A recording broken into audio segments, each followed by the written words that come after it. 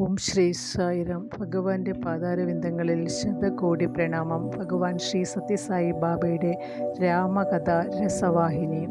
അധ്യായം 1. രാമൻ രാജകുമാരനും തത്വവും. രാമനാമം വേദങ്ങളുടെ സാരമാണ്. രാമകഥ പരിശുദ്ധവും പ്രബലവുമായ പാൽക്കടലാകുന്നു. ഇതിന് സമാനമായി ഗാംഭീര്യവും സൗന്ദര്യവുമുള്ള മറ്റൊരു മഹാകാവ്യം നാളിതുവരെ ഒരു ഭാഷയിലും ഒരു നാട്ടിലും ഉണ്ടായിട്ടില്ല. എന്നാൽ എല്ലാ ഭാഷയ്ക്കും രാജ്യത്തിനും കാവ്യഭാവനയ്ക്കും അത് പ്രചോദനം നൽകിയിട്ടുണ്ട്. ഓരോ ഭാരതീയനും മഹാഭാഗ്യം കൊണ്ട് പൈതൃകാവകാശം വഴി സിദ്ധിച്ച ഏറ്റവും മഹത്തായ നിധിയാണത്. ഹിന്ദുക്കളുടെ രക്ഷാദേവതയാണ് രാമൻ. ഹിന്ദുക്കളിൽ പലർക്കും രാമൻ എന്ന് പേരിടാറുണ്ട്. അവരുടെ വസതികൾക്കും ഈ പേരിട്ട് കാണുന്നു. രാമകഥാ പീയൂഷം നുകർന്നിട്ടില്ലാത്ത ഒരൊറ്റ ഭാരതീയനും ഉണ്ടായിട്ടില്ല. ശ്രീരാമൻ്റെ അവതാരകഥയായ രാമായണം പണ്ഡിതനും പാമരനും കോടീശ്വരനും നിസ്വനും എന്നുവേണ്ട ഏത് തരത്തിൽപ്പെട്ടവരും ഭക്തിപൂർവ്വം പാരായണം ചെയ്യുന്ന പരിശുദ്ധ ഗ്രന്ഥമാകുന്നു. രാമായണത്തിൽ പ്രകീർത്തിതമായ നാമം എല്ലാ തിന്മകളെയും കഴുകിക്കളയും. പാപികൾക്ക് പരിവർത്തനം ഉണ്ടാകും. നാമം പ്രതിനിധീകരിക്കുന്ന രൂപം അത് പ്രകടമാക്കുന്നു. നാമത്തെ പോലെ തന്നെ ആകർഷണമാണ് രൂപവും. ഭൂമിയിലെ ജലത്തിനെല്ലാം ഉറവിടം കടലാണെന്നതുപോലെ എല്ലാ ജീവികളിലും രാമനിൽ നിന്നുദ്ഭവിക്കുന്നവയാണ്. ജലമില്ലാത്ത കടലില്ല. രാമനില്ലാത്ത ജീവി ഇന്നും എന്നും നിലനിൽപ്പില്ലാത്തതാകുന്നു. നീലവർണ്ണമായ സമുദ്രത്തിനും സർവശക്തനായ ഈശ്വരനും പരസ്പരം പൊതുവെ പല സാദൃശ്യങ്ങളുമുണ്ട്. പുരാണങ്ങളും ഐതിഹ്യങ്ങളും പ്രഖ്യാപിക്കുന്നത് പോലെ സമുദ്രം സർവശക്തൻ്റെ നിവാസ സ്ഥാനമാണ്. ഭഗവാൻ പാൽക്കടലിൽ പള്ളികൊള്ളുന്നു എന്ന് അവ വർണ്ണിക്കുന്നു. പ്രജേസ്ദസിൻ്റെ പുത്രനും രാമായണ കാവ്യത്തിൻ്റെ കർത്താവുമായ ആദികവി വാൽമീകി ആ കാവ്യത്തിൻ്റെ കാണ്ഡവിഭജനം നടത്തിയതിൻ്റെ പിന്നിൽ ഇതാണ് കാരണം. കാണ്ഡം എന്നാൽ വെള്ളം, ഒരു ജലവിഭാഗം. കരിമ്പ് എന്നും ഇതിന് അർത്ഥമുണ്ട്. കരിമ്പിൻ തണ്ട് എത്ര വക്രമായാലും അതിൻ്റെ ഏത് ഭാഗത്ത് രുചിച്ചാലും മധുരരസം ഒരുപോലെ അനുഭവപ്പെടും. തണ്ടിൻ്റെ വക്രതയൊന്നും അതിന് ബാധകമല്ല. രാമകഥാ സരിത്ത് ഒട്ടു വളരെ വളവും തിരിവും കടന്നു പോകുന്നുണ്ട്. എന്നിരുന്നാലും കരുണാരസത്തിൻ്റെ മാധുര്യം ആ കാവ്യത്തിലുടനീളം ഒരുപോലെ വ്യാപിച്ചിരിക്കുന്നു. ആ സരിത്ത് ശോകം, അത്ഭുതം, പരിഹാസം, ഭയം, പരിഭ്രമം, പ്രേമം, നൈരാശ്യം, തർക്കശാസ്ത്രം എന്നിവയിൽ കൂടി തിരിഞ്ഞും വളഞ്ഞും സഞ്ചരിക്കുന്നു. പക്ഷേ പ്രധാന അടിയൊഴുക്ക് ധർമ്മപ്രവാഹവും അത് പോഷിപ്പിക്കുന്ന കരുണയുമാണ്. രാമൻ ജനിച്ചതും ഭരിച്ചതുമായ അയോധ്യ നഗരത്തിനടുത്തുകൂടി നിശബ്ദമായി പ്രവഹിക്കുന്ന സരയൂ നദി പോലെയാണ് രാമകഥയിലെ അമൃതം. സരയൂ ഹിമാലയത്തിലെ മാനസ സരോവരത്തിൽ നിന്നാണ് ഉദ്ഭവിക്കുന്നത്. അതുപോലെ ഈ കഥയും മാനസ സരോവരത്തിൽ നിന്നുദ്ഭവിക്കുന്നു. രാമസരിത്ത് കരുണാരസം ഉള്ളതും ലക്ഷ്മണസരിത്ത് ഭക്തി മാധുര്യം കൊണ്ടുള്ളതും. സരയൂ നദി ഗംഗയിൽ ചേർന്ന് രണ്ട് നദികളും ഒന്നിച്ചു കലരുന്നതുപോലെ കരുണയുടെയും ഭക്തിയുടെയും സരിത്തുക്കൾ രാമായണത്തിൽ ഒന്നിച്ചു ചേരുന്നു. കരുണയും പ്രേമവും രാമപ്രഭാവത്തിൻ്റെ ചിത്രം രൂപപ്പെടുത്തുന്നു. ആ ചിത്രം ഓരോ ഭാരതീയൻ്റെയും ഹൃദയത്തിലെ ഏറ്റവും പ്രിയപ്പെട്ട അഭിലാഷം സഫലീകരിക്കുന്നു. അത് സിദ്ധിക്കുകയാണ് എന്നാണല്ലോ എല്ലാ ആത്മീയ പരിശ്രമങ്ങളുടെയും ലക്ഷ്യം. വ്യക്തിയുടെ പരിശ്രമം കാര്യസാധ്യത്തിന് ആവശ്യമുള്ള പ്രയത്നത്തിൻ്റെ പകുതി മാത്രമേ ആവുന്നുള്ളൂ. മറ്റേ പകുതി ഈശ്വര കാരുണ്യത്തിലാണ് അടങ്ങിയിട്ടുള്ളത്.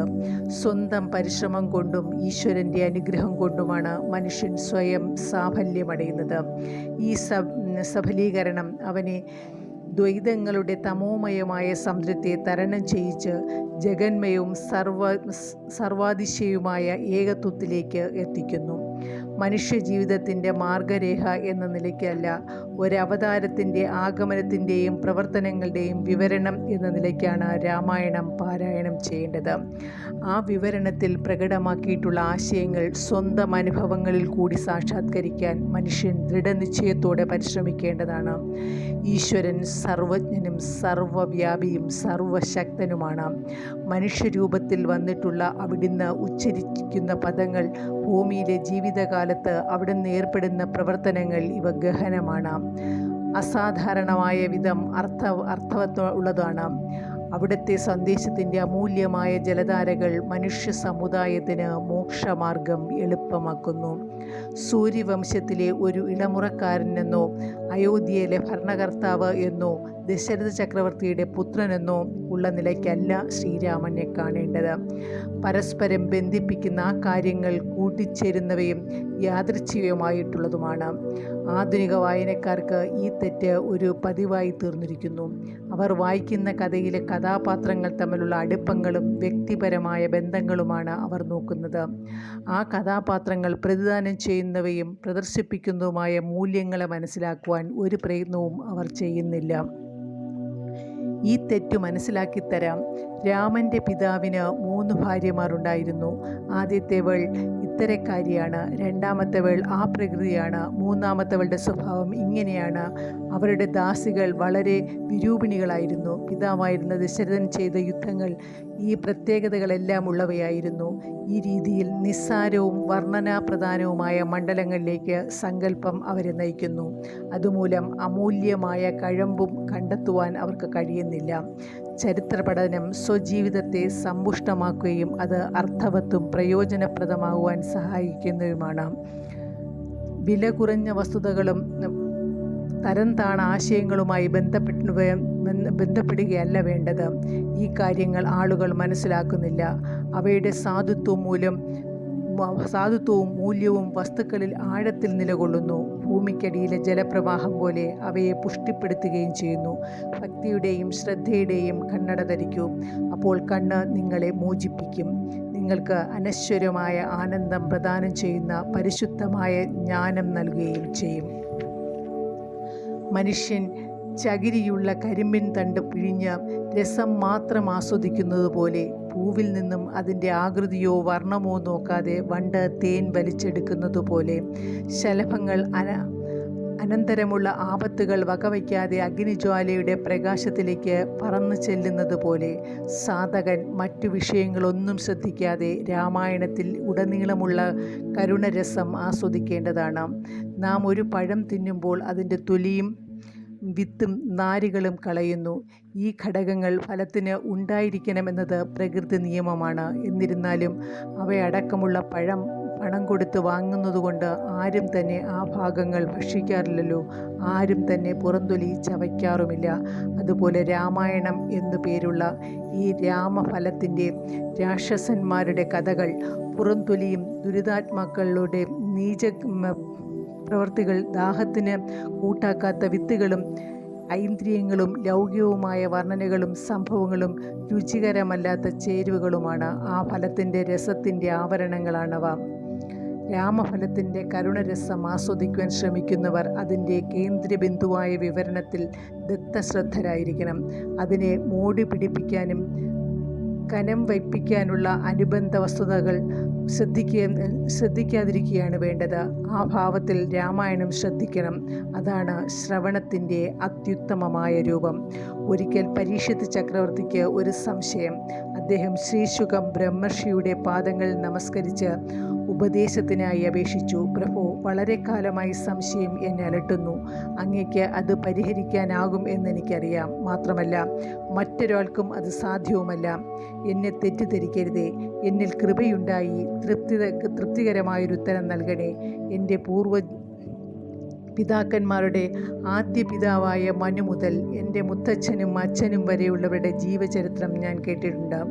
ഞാൻ സൂക്ഷ്മമായവ പഠിച്ചിട്ടുണ്ട്. അവരിൽ ഓരോരുത്തരുടെയും കൂടെ ഭരണകാര്യങ്ങൾ പങ്കുവയ്ക്കുകയും രാജ്യസഭയിൽ സംബന്ധിക്കുകയും കൊട്ടാരത്തിലെ അംഗമായി പ്രവർത്തിക്കുകയും ചെയ്യുന്ന ഋഷിമാർ ഓരോ രാജാവിനും ഉള്ളതായി കേട്ടിട്ടുമുണ്ട്. ലൗകികമായ എല്ലാ ബന്ധങ്ങളും ആഗ്രഹങ്ങളും പരിത്യജിച്ചവരാണവർ. ഒരു നിഴലും ജാലവും ആണെന്ന് മനസ്സിലാക്കി ബ്രഹ്മം മാത്രമാണ് സത്യം എന്നറിഞ്ഞ ജ്ഞാനികൾ വേണ്ടപ്പോൾ രാജാവിന് ഉപദേശങ്ങൾ നൽകി കൊട്ടാരത്തിലെ ഒരു കീഴ്ജീവനക്കാരൻ്റെ ഭാവാഭിനയം അഭിനയിച്ചുകൊണ്ട് കഴിയുന്നു. വിസ്മയകരമായ ഈ ബന്ധത്തിൻ്റെ സൂക്ഷ്മമായ അർത്ഥം എന്താണ്? മതിയായതും ശരിയല്ലാത്തതുമായ ഒരു പ്രവർത്തനത്തിനും ഈ ജ്ഞാനികൾ മുതിരുകയില്ല എന്നെനിക്കറിയാം. അവരുടെ പെരുമാറ്റം എപ്പോഴും പരിശുദ്ധവും നിർമ്മലവുമായിരിക്കും. പക്ഷേ ഇത് എൻ്റെ സംശയം വർദ്ധിപ്പിക്കുന്നു. സദയം സംശയ നിവർത്തി വരുത്തിയാലും. ചോദ്യം കേട്ട് ശ്രീ ശുഗൻ ചിരിച്ചു. അദ്ദേഹം പറഞ്ഞു, താങ്കളുടെ ചോദ്യം വളരെ വിശേഷമായിരിക്കുന്നു. സംശയമില്ല. ശ്രദ്ധിക്കൂ. മഹർഷിമാരും പുണ്യാത്മക്കളുമായ ജ്ഞാനികളും അവർ മനസ്സിലാക്കിയ സത്യം, പുണ്യാത്മകരമായ അനുഭവങ്ങൾ, അവർ ചെയ്ത മഹത്തായ പ്രവൃത്തികൾ, അവർക്ക് ലഭിച്ച ഈശ്വര കാരുണ്യം എന്നിവ സഹജീവികളുമായി പങ്കുവയ്ക്കാൻ വളരെ ഉത്സുകരാണ്. ശാന്തിയും ക്ഷേമവും സ്ഥാപിക്കുന്നതിനായി അവർ ഭരണവിദഗ്ധരെ സമീപിക്കുന്നു, അവരെ ഉപകരണമാക്കുന്നു. ആ ഋഷികൾ രാജാക്കന്മാരുടെ മനസ്സിൽ ഉന്നതമായ മാതൃകകൾ ജനിപ്പിക്കുന്നു, അവയെ നടപ്പിലാക്കലിനുള്ള പരിശുദ്ധ മാർഗങ്ങൾ നിർദ്ദേശിക്കുന്നു, സൽക്കർമ്മങ്ങൾ ചെയ്യാൻ അവരെ പ്രോത്സാഹിപ്പിക്കുന്നു. രാജാക്കന്മാർ ഋഷികളെ ആശ്രമത്തിൽ നിന്നും കൊട്ടാരത്തിലേക്ക് സ്വീകരിക്കുന്നു. ജ്ഞാനികളെ തേടി അവർ അവരിൽ നിന്നും ഭരണകാര്യങ്ങൾ നിർവഹിക്കാനുള്ള രീതി പഠിക്കുകയും അതനുസരിച്ച് പ്രവർത്തിക്കുകയും ചെയ്യാൻ സാധിക്കത്തക്ക വിധം രാജധാനികൾ താമസിക്കണമെന്ന് അവരോട് അപേക്ഷിക്കുകയും ചെയ്യുന്നു. രാജാവ് ജനങ്ങളുടെ സ്വാമിയും രക്ഷിതാവുമാണല്ലോ. അതുകൊണ്ട് ഋഷിമാർ തങ്ങളുടെ ഹൃദയാഭിലാഷമായ ലോക സമസ്ത സുഖിനോ ഭവന്തു തത്വം രാജാവിൽ കൂടി നടപ്പിലാക്കാൻ അവരുമായി ഒന്നിച്ചു ജീവിക്കുന്നു. ലോകത്തിൽ ശാന്തിയും സുഖവും പ്രചരിപ്പിച്ച് കാണണമെന്നുള്ള ആഗ്രഹമുള്ളവരാണല്ലോ അവർ. അതുകൊണ്ട് രാജാക്കന്മാരെ സർവഗുണസമ്പന്നരാക്കാൻ അവർ യത്നിച്ചു. അച്ചടക്കത്തിൻ്റെ എല്ലാ ധാർമ്മിക നിയമങ്ങളും പഠിപ്പിച്ചു, എല്ലാ ജ്ഞാനശാഖകളും അഭ്യസിപ്പിച്ചു. ഇതെല്ലാം പ്രാപ്തിയോടും വിവേകത്തോടും തങ്ങൾ പ്രജകൾക്ക് മേന്മ ഉണ്ടാകത്തക്ക വിധം രാജ്യം ഭരിക്കണം എന്ന ഉദ്ദേശം രാജാക്കന്മാർക്കുണ്ടായിരുന്നു. മറ്റ് കാരണങ്ങളുമുണ്ട്, കേൾക്കൂ. മനുഷ്യ സമുദായത്തിന് ആനന്ദം പകരുവാനും മാനവിക ധർമ്മങ്ങളെ ശാസിതവും സൂര്യവംശത്തിൻ്റെ നേതാവും അനശ്വര ആനന്ദത്തിൽ വസിക്കുന്നവനുമായ ഈശ്വരൻ അവതരിക്കും എന്ന് മുൻകൂട്ടി കണ്ടറിയാൻ കഴിവുള്ള ഋഷിമാർ അവതാരത്തെ ദർശിക്കാനും ആനന്ദിക്കാനുമായി രാജാക്കന്മാരുടെ സദസ്സിൽ കാലേ കൂട്ടി പ്രവേശനം നേടുന്നു. വൈകിയാൽ അവതാരവുമായി ബന്ധപ്പെടുവാൻ സൗകര്യം ലഭിച്ചില്ലെങ്കിലോ എന്ന ഭയമാണവർക്ക്. അവർ തലസ്ഥാനങ്ങളിൽ ജനതാമധ്യത്തിൽ അവതാരത്തിൻ്റെ ആഗമനവും പ്രതീക്ഷിച്ച് സ്ഥിരവാസം തുടങ്ങി. ഈ മഹനീയ പരമ്പരയിൽപ്പെട്ടവരാണ് വസിഷ്ഠൻ, വിശ്വാമിത്രൻ, ഗർഗൻ, അഗസ്ത്യർ തുടങ്ങിയ മഹർഷീശ്വരന്മാർ. അവർക്ക് ഒന്നും നേടാനുണ്ടായിരുന്നില്ല. അവർ ത്യാഗത്തിൻ്റെ മഹാരാജാക്കന്മാരായിരുന്നു, നിത്യതൃപ്തന്മാരായിരുന്നു. അക്കാലത്ത് ചക്രവർത്തിമാരുടെ ആസ്ഥാന മണ്ഡപങ്ങളിൽ അവർ പ്രത്യക്ഷപ്പെട്ടു. വാദപ്രതിവാദത്തിനല്ല, പാണ്ഡിത്യം പ്രകടിപ്പിക്കാനല്ല, താർക്കികന്മാർക്കും അതിഥികൾക്കും സംഭാവന ചെയ്യാറുള്ള വിലപ്പെട്ട സമ്മാനങ്ങൾ കൈപ്പറ്റാനല്ല, സ്ഥാനമാനങ്ങൾ സ്വീകരിക്കാനുമല്ല, മറിച്ച് അവർ വിഭുവിൻ്റെ ദർശനം, ധർമാവതരണത്തിൻ്റെ ആവശ്യകത ഉയർത്തിപ്പിടിക്കുന്നതിന് മാത്രം അവർ അത്തരം ജീവിതം നയിച്ചു. അന്നത്തെ രാജാക്കന്മാരും ദൈവചിന്തയിൽ ആമഗ്നരായിരുന്നു. സംതൃപ്തരും സന്തുഷ്ടരും ആകുന്നതിനുള്ള മാർഗങ്ങൾക്കായി അവർ ആശ്രമങ്ങളിൽ ചെന്നു. സന്യാസിമാരെയും ഋഷികളെയും ദർശിച്ചു. പലപ്പോഴും രാജാക്കന്മാർ സന്യാസിമാരെ സ്വന്തം രാജധാനിയിലേക്ക് ക്ഷണിച്ചു വരുത്തി. നല്ല ഭരണത്തിനായി ഉപദേശങ്ങൾ തേടി. ഋഷിമാർക്ക് സ്വാർത്ഥ ചിന്തയോ സ്വാർത്ഥ താല്പര്യമോ ഇല്ലാത്തവരായിരുന്നു. അധികാരത്തിനും പദവിക്കും കൊതിക്കാത്ത പണ്ഡിതന്മാരും അന്നുണ്ടായിരുന്നു. അത്തരം വിശിഷ്ടന്മാരാണ് രാജാക്കന്മാർക്ക് ഉപദേശങ്ങൾ നൽകിയിരുന്നത്. അതിൻ്റെ ഫലമായി ജനങ്ങൾക്ക് ഭക്ഷണത്തിനോ വസ്ത്രത്തിനോ വസതിക്കോ ആരോഗ്യത്തിനോ യാതൊരു ഞെരുക്കവും ഉണ്ടായിരുന്നില്ല. എല്ലാ ദിനങ്ങളും ഉത്സവ ദിനങ്ങളായിരുന്നു. എല്ലാ വാതിലുകളും പച്ചത്തോരണങ്ങൾ കൊണ്ട് അലങ്കൃതമായിരുന്നു. പ്രജകൾക്ക് ക്ഷേമം ഉണ്ടാക്കുകയാണ് തൻ്റെ ഏറ്റവും പവിത്രമായ ധർമ്മം എന്ന് ഭരണാധികാരി വിശ്വസിച്ചു. രാഷ്ട്രീയ അടിസ്ഥാനത്തിൽ ജനസമൂഹത്തിൻ്റെ ഹൃദയം രാജാവാണെന്ന് ജനങ്ങൾക്കും ബോധ്യപ്പെട്ടിരുന്നു. രാജാവ് തങ്ങളുടെ സ്വന്തം ഹൃദയം പോലെ അത്ര വിലപ്പെട്ടതാണെന്ന് അവർക്ക് പൂർണ്ണ വിശ്വാസമുണ്ടായിരുന്നു. അവർ അങ്ങനെയാണ് അദ്ദേഹത്തെ വിലമതിച്ചത്. അവർ അദ്ദേഹത്തെ ആദരിച്ചു, കൃതജ്ഞതാ നിർഭരമായ ഭക്തി പ്രദർശിപ്പിക്കുകയും ചെയ്തു. മഹർഷിമാരുടെ ധർമ്മം എന്താണെന്ന് ഇത്തരത്തിൽ ഋജുവും വ്യക്തവുമായി രാജസദസ്സിൽ ശ്രീ ശുഗൻ വിവരിച്ചു കൊടുത്തു. നിങ്ങളത് മനസ്സിലാക്കിയിട്ടുണ്ടോ? മഹാന്മാർ എന്തു ചെയ്താലും ആരെ തിരഞ്ഞെടുത്താലും അവർ എന്നും ധർമ്മമാർഗത്തിലായിരിക്കും, ദൈവികമായ മാർഗത്തിൽ. അവരുടെ പ്രവൃത്തികൾ ലോകക്ഷേമം വർദ്ധിപ്പിക്കും, അതുകൊണ്ട് രാമായണമോ അതുപോലുള്ള ദിവ്യഗ്രന്ഥങ്ങളോ പാരായണം ചെയ്യുമ്പോൾ ശ്രദ്ധ ഈശ്വരൻ്റെ മഹത്വത്തിലും അവിടുത്തെ ശുദ്ധ തത്വങ്ങളിലുമാണ് പതിപ്പിക്കേണ്ടത്. ആ ഗ്രന്ഥങ്ങളിൽ സ്വാഭാവികമായി കാണുന്ന സത്യം, ഋജു സ്വഭാവം എന്നിവയിലും ആ ഗുണങ്ങൾ ദൈനംദിന ജീവിതത്തിൽ പ്രായോഗികമാക്കുന്നതിലും ശ്രദ്ധിക്കേണ്ടതാണ്. ബാഹ്യമായ വസ്തുക്കൾക്ക് പ്രാധാന്യം കൽപ്പിക്കുകയേ ചെയ്യരുത്. ഒരു വ്യക്തിയുടെ ധർമ്മം അനുഷ്ഠിക്കുവാനുള്ള രീതിയും മാർഗവും എന്താണെന്നുള്ള പരമപ്രധാനമായ പാഠമാണ് പഠിക്കേണ്ടത്.